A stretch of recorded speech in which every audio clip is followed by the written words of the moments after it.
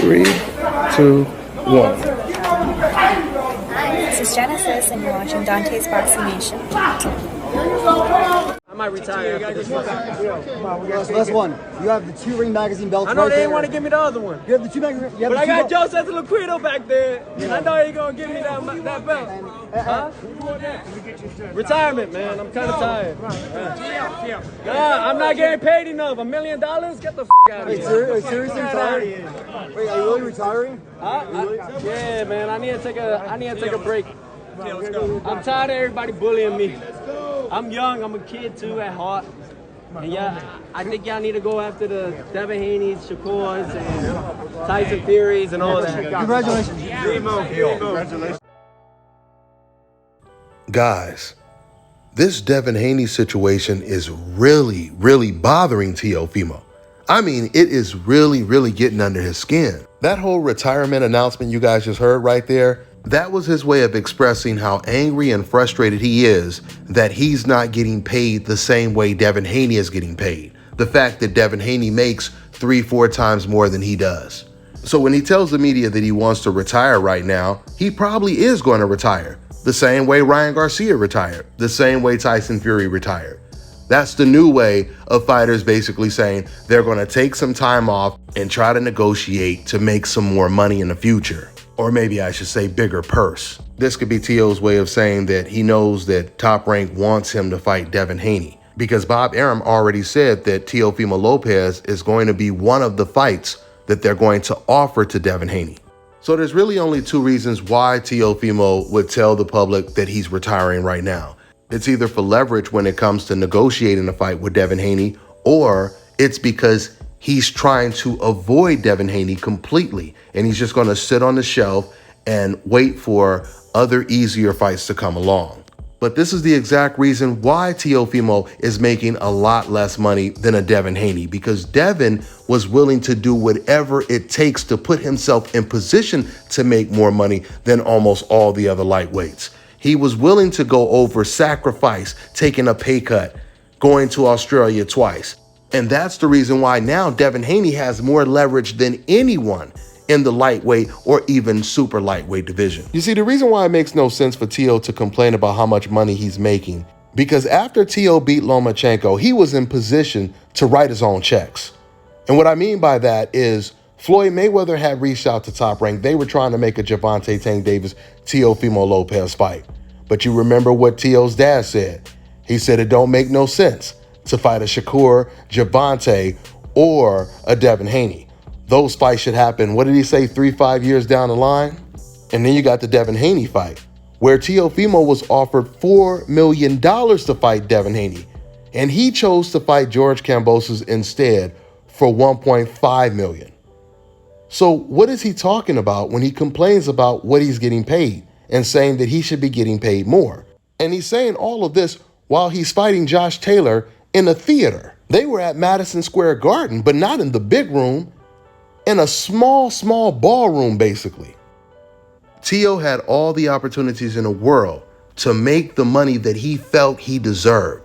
But every single time it was offered to him, he turned it down because he didn't want to have to go through that hot ass fire to get the bag. Teo turned down both the Gervonta Tank Davis and the Devin Haney fight. Fights that would have easily made him anywhere from $4 to $5 million a fight. See, the truth is, Teo, he wanted to go the Canelo Alvarez route. He wanted to look for a whole bunch of European fighters to fight and avoid all of the dangerous black fighters, while at the same time demanding that he get paid either more or just as much as the fighters that are willing to fight everyone, like a Devin Haney. So once again, Devin Haney, the way he's getting paid is one of the main reasons why Teofimo is telling the public that he's going to retire, telling them that he doesn't feel appreciated, etc., etc. This also has a lot to do with why Teofimo originally said ESPN, they can keep the black fighters. I'm leaving ESPN. Matter of fact, if you guys paid attention to that clip with Teofimo, where he said, you guys need to go after the Shakur Stevensons, the Devin Haneys. The only difference from when he said before, you guys can keep the black fighters, The only difference this time is now he's adding Tyson Fury's name. It's funny because when I reported what Teo first said about keeping the black fighters, I specifically said in that video, clearly Teofimo Lopez, he has no problems with the way ESPN promotes Tyson Fury or Inoue or Arthur Beterbiev or Lomachenko. He made it very clear his problem was only with the black fighters. So Lopez is a really interesting individual because he doesn't want to apologize for what he said, but at the same time, he's already revising it and now trying to add white fighters to that list of black fighters that he told ESPN they could keep. You know, it was something else that really stood out after Teofimo Lopez beat Josh Taylor. ESPN, immediately following the fight, Joe Tessitore is sitting there with the panel and he says, what we seen tonight, this is what made us fall in love with Teofimo Lopez in the first place. Just think about that for a second, guys. After Teofimo completely disses ESPN, and then he tells them you can keep the black fighters, ESPN's Joe Tessitore gives Teofimo Lopez the biggest endorsement you can give any fighter, or at least a network can give any fighter, by saying, this is the reason why we love this man so much. Paulie Malignaggi gets fired from Showtime for the racial remarks that he made. ESPN, on the other hand, they're saying, boy, that's why we love this man so much. Not only did Teofimo make these racial remarks, but just like Paulie Malignaggi, he refused to apologize. That's the reason why Paulie got fired. They tried to get him to retract what he said. They were going to keep him on board. But Paulie, he stuck to his guns and he said, I'm not apologizing. I guess Paulie Malignaggi, he probably feels the biggest mistake he made was working with Showtime and not ESPN, if hypothetically ESPN offered him a job in the first place. Because if that were the case, there's a very good chance that Paulie would still be on air working for ESPN today. But I tell you this, the good thing about ESPN saying that they love Teofimo and they're praising him, they saying Teo is back, he's back on top. These are all things they said after this fight. The best thing about all of this is that means now the black American fighters that they root against has more opponents that ESPN and old media and the rest of the race fans will be rooting for, which makes for some of the biggest fights in the sport. Devin Haney versus Teofimo Lopez, Javante versus Teofimo Lopez, Regis Prograis versus Teofimo Lopez. Those are all big fights now. In fact, ESPN is talking as if Teo is still undefeated. They're actually trying to erase his loss. Something else they said after the fight, Mark Kriegel said this, and I'm telling you guys, when I was watching it, I said out loud, don't say it, Mark, because I knew where he was about to go with this. When I heard him start off by saying, you know what else this win tells us about Teofimo? I said, don't say it, Mark. And he went ahead and he said it. He said, this tells us that this healthy Teofimo Lopez would have never lost to a George Kambosos. And then he says, and that's not to discredit George Kambosos. Yeah, of course. He said, this proves Teofimo Lopez's excuse for why he lost to Kambosos was true.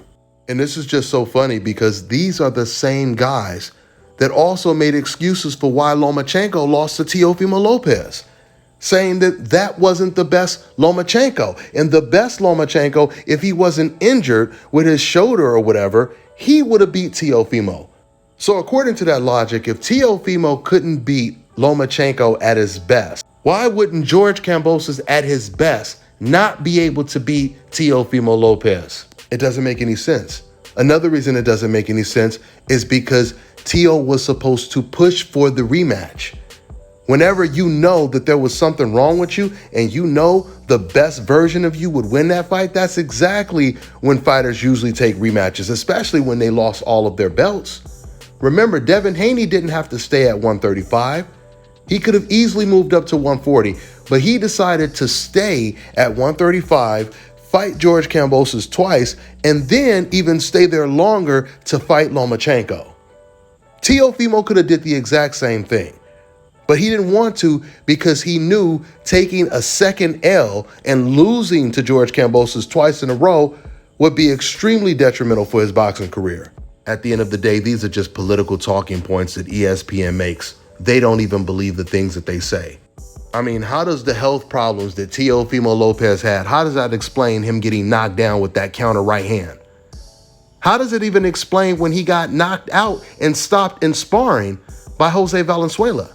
Lopez never used any excuses about his health when that happened. We know what time it is, and so does ESPN. At the end of the day, styles make fights, and we all know this. For those of you guys who've been following my channel for a long time, you already know I picked George Kambosos to win that fight, and I explained why I thought George Kambosos was going to win the fight. Why do you guys think Sandor Martin and Pedro Campa were harder fights for Teofimo Lopez than the Josh Taylor fight was? It's the same reason the George Kambosos fight was harder for Teofimo Lopez than the Josh Taylor fight was. It's because styles make fights. With that being said, I'm gonna wrap this video up. That's all I got for now, guys. I'm on to the next one. All right, now check this out, guys. If you're looking to repair eczema scars, burns and bruises, dark spots and blemishes, fever blisters, diabetic ulcers, this right here is the perfect product for you guys. It's called LO Deki Face and Body Oil. Athletes and top-ranking boxers, they're also using it after training to reduce swelling, inflammation, and to ease the pain. So get yours today. Go to lodeki.com, like them on Facebook, and follow them on Instagram.